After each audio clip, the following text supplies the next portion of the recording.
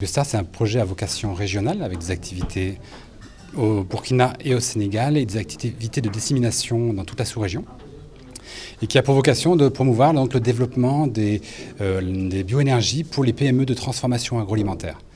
Donc, dans la sous-région, l'accès à l'énergie est une problématique, en particulier en zone rurale, et tout particulièrement pour les unités de transformation agroalimentaire, pour lesquelles l'énergie était un des postes financiers les plus élevés, bien avant la main-d'œuvre.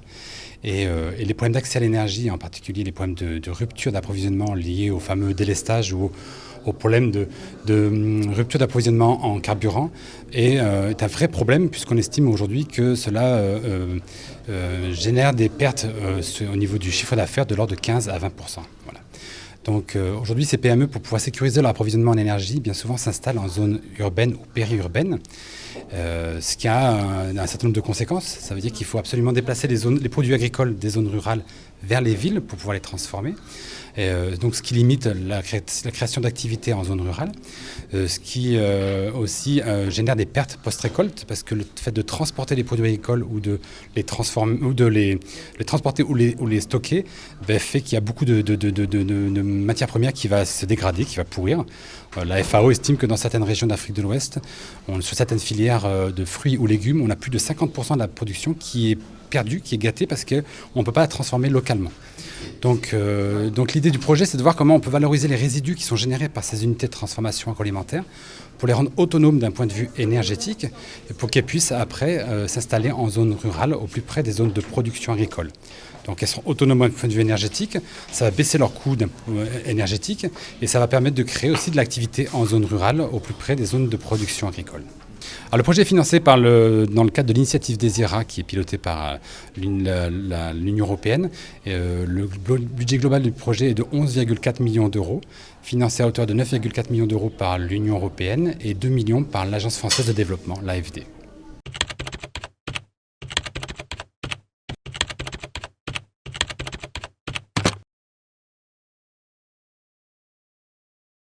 Donc l'objectif principal, c'est de rendre autonomes les unités de transformation agroalimentaire et de favoriser leur ancrage en zone rurale.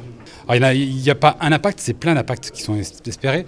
Il y a un côté vertueux du projet où, donc, en sécurisant l'approvisionnement énergétique des PME de transformation agroalimentaire, on va favoriser leur ancrage en zone rurale.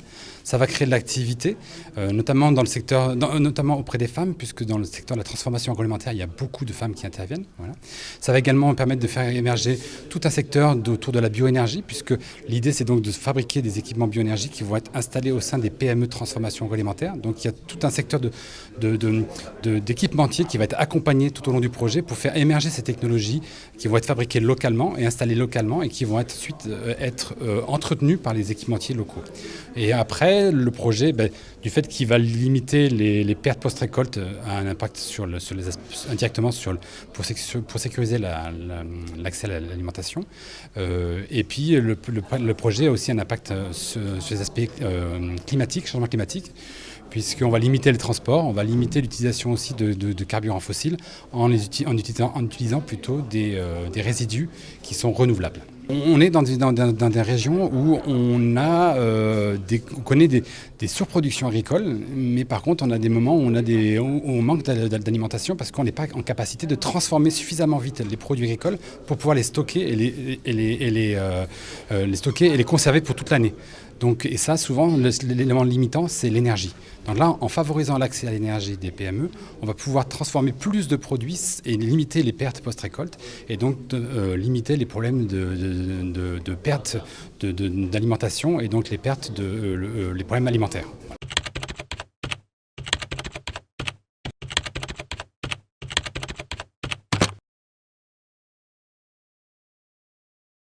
Le projet est un projet à vocation régionale avec des activités pilotes au Burkina et au Sénégal et des activités de dissémination dans d'autres pays qui sont le Niger, la Côte d'Ivoire et le Mali. Et les filières sur lesquelles on travaille sont des filières qu'on a ciblées comme étant d'abord des filières prioritaires pour les pays dans lesquels on intervient et qui sont toutes des filières pour lesquelles on a besoin d'énergie pour transformer le produit brut en produit alimentaire. Et ce sont des filières qui génèrent aussi des résidus qui sont peu ou pas du tout valorisés. Donc on va travailler sur les filières anacarde, qui a besoin de beaucoup de chaleur pour pouvoir fragiliser la coque d'anacarde pour pouvoir extraire l'amande. Et cette filière anacarde génère des grandes quantités de coques d'anacarde qui peuvent être utilisées comme combustible. On va travailler sur la filière arachide, qui génère aussi des déchets de la coque d'arachide. Sur la filière riz, on va valoriser la balle de riz. On va travailler sur la filière mangue, transformation de la mangue avec les épluchures et les noyaux qui peuvent être utilisés pour faire de l'énergie. Et enfin, on va travailler sur la filière karité au Burkina Faso, qui génère des grandes quantités de boue de barattage ou des tourteaux de karité qui ont un potentiel énergétique intéressant pour être utilisés comme combustible et générer de l'énergie. Alors, quand on parle d'énergie dans Biostar, ce n'est pas forcément que de l'électricité. C'est-à-dire qu'il va falloir adapter des procédés bioénergiques qui vont pouvoir permettre de valoriser les résidus spécifiques de chacune des unités à leurs besoins énergétiques qui peuvent être de la chaleur, de la force motrice, de l'électricité. Et souvent, ce n'est pas l'un ou l'autre, c'est en général un mix de tout ça. Et donc là, c'est là qu'il y aura vraiment de l'innovation. Et c'est pour ça qu'il y a des acteurs de la recherche qui sont impliqués dans le projet pour adapter des solutions techniques aux besoins spécifiques de ces PME.